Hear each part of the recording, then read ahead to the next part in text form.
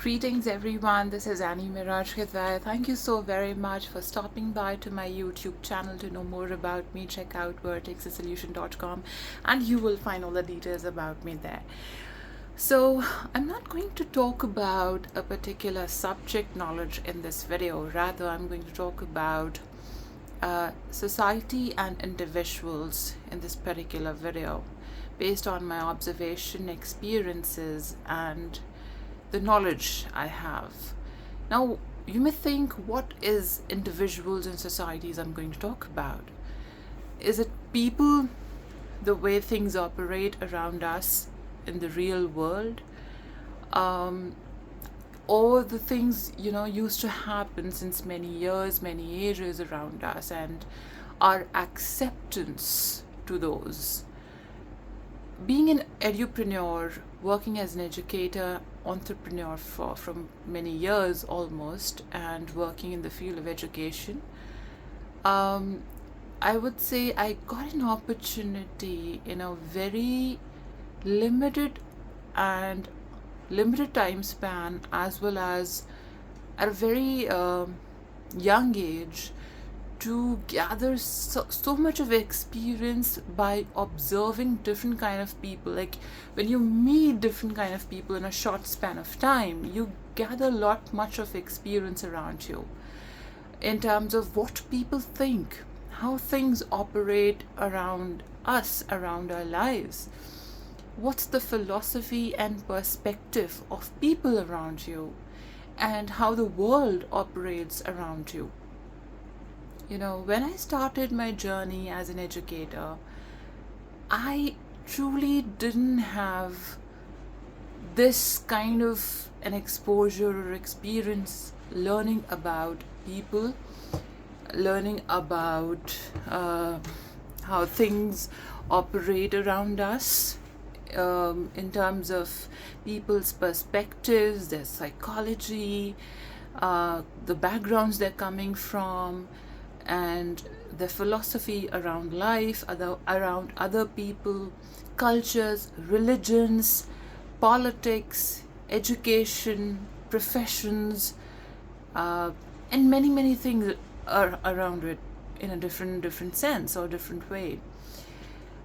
And I would say during my school years, when I was in school, I didn't explore or understood the life in such a way. It was just, that we were going to the school, okay, we were reading few textbooks, we were filling up question and answers in the answer scripts, and the application of the world around us was not there.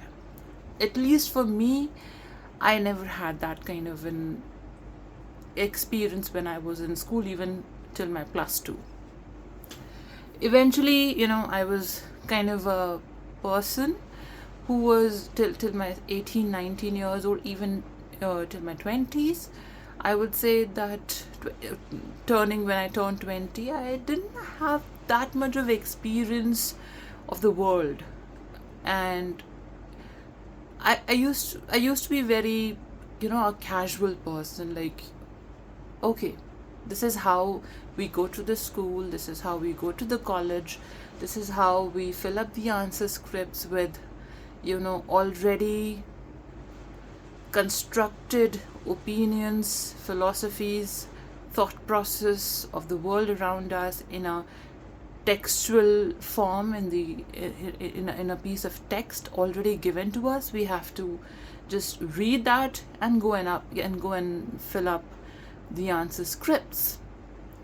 But actually, when we come out of that zone, that bricks, those walls around us of those institutions which fill you up with limited knowledge rather than what actually the world is, how the society thinks, what is the perspective. I would say, in terms of not only life skills, but shaping of thought process or thinking. Okay, you talk about in schools, you talk about science, you talk about different inventions, innovations, and many other things around it in a textbook form. And you get the paper. You used to get the paper to fill up those papers with those texts which you don't have the opportunity to explore whether they are right or wrong, whether they are whether there's a room to understand they're right or wrong, and why you need to study them. There is no why. There is no questioning of those texts. There is no questioning of why you are doing those things in your learning process when you were in school and colleges. When I was in school, or I was in a college, early years of my college, when I started working, I started working quite early after my +2 itself, and by choice I started working. And then I realized whatever I have read in the school, whatever I've read in the textbooks, whatever answers I was writing to gain some marks or grades in the school, they all were wrong. This is not how the world operates around us.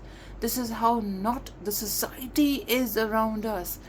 What I was reading, okay, we have read about the history, we read about there was a caste system, there are different religions, there are different cultures, there are different continents, there are different countries, different people, and they come from different backgrounds, they coexist on this planet, but actually things are quite different. We get to understand that we have a perspective, and those perspectives develops with human experiences, and human experiences shapes how an individual think, how a society work.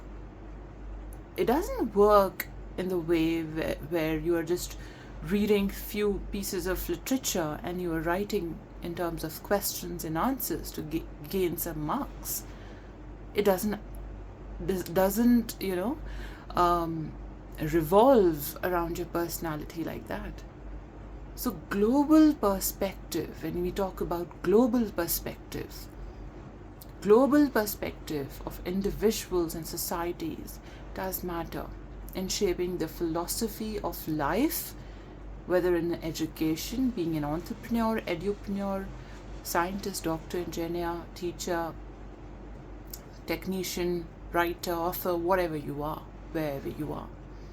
You understand, okay, this is how things happen around us, This is how people's psychology is. This is how human psychology is. This is how people think. And this is how people react. I can imagine it, or I can call it, is simply like a zoo. If I will consider the society where we exist or coexist, it's like a zoo.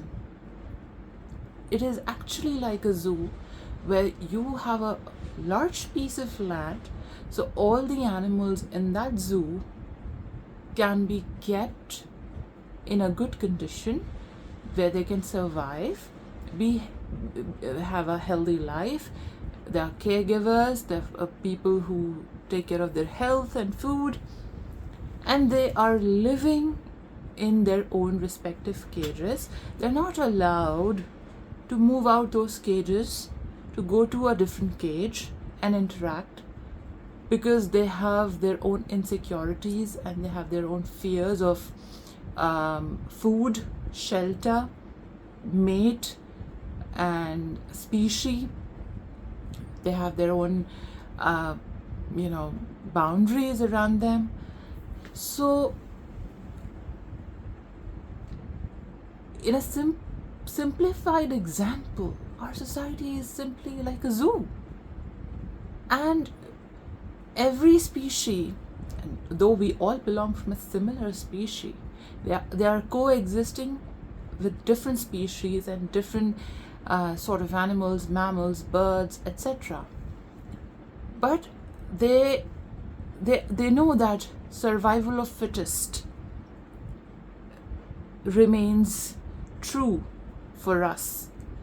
Who is the fittest will survive. And now our society has shaped itself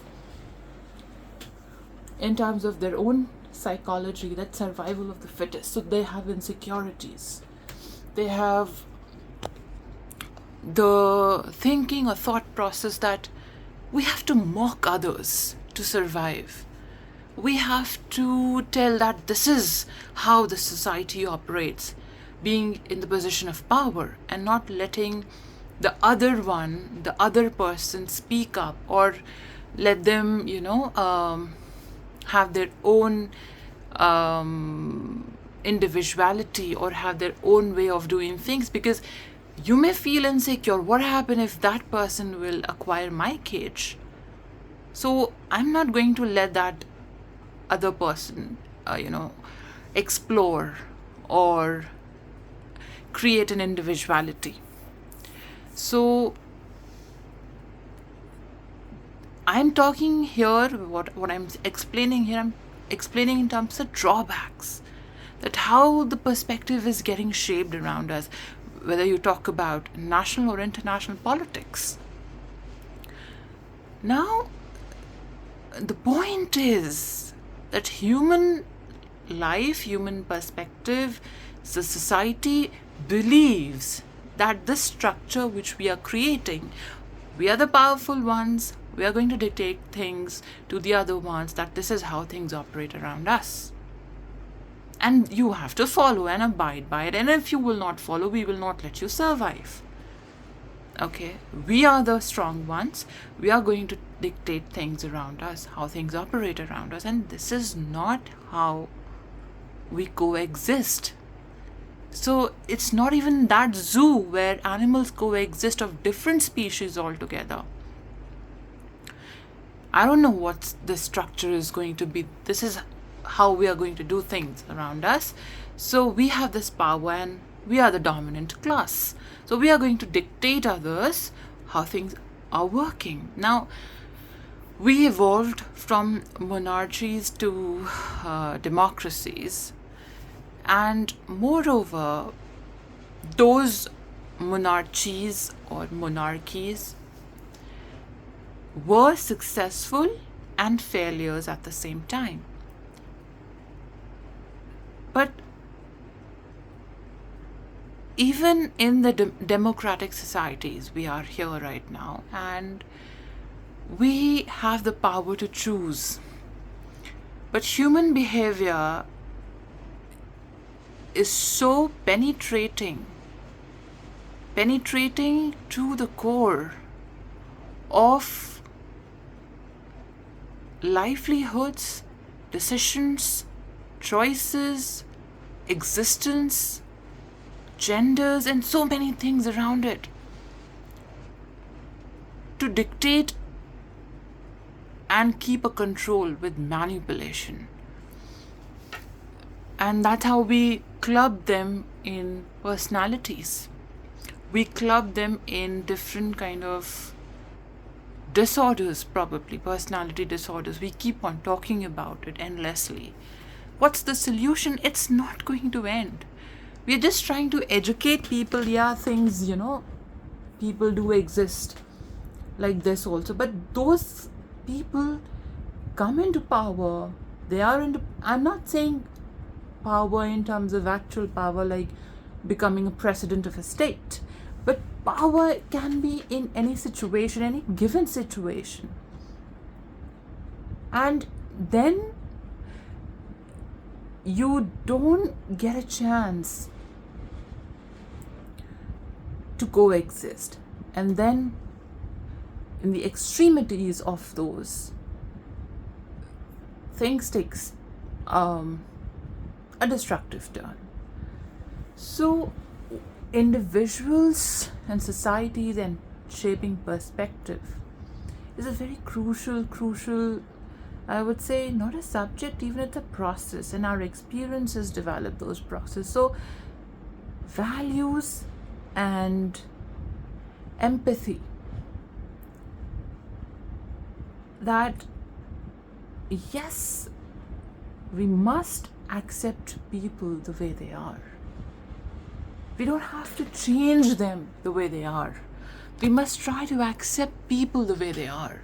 We must also try to listen what they're trying to say. We must also try to understand them if we want a harmonious coexistence.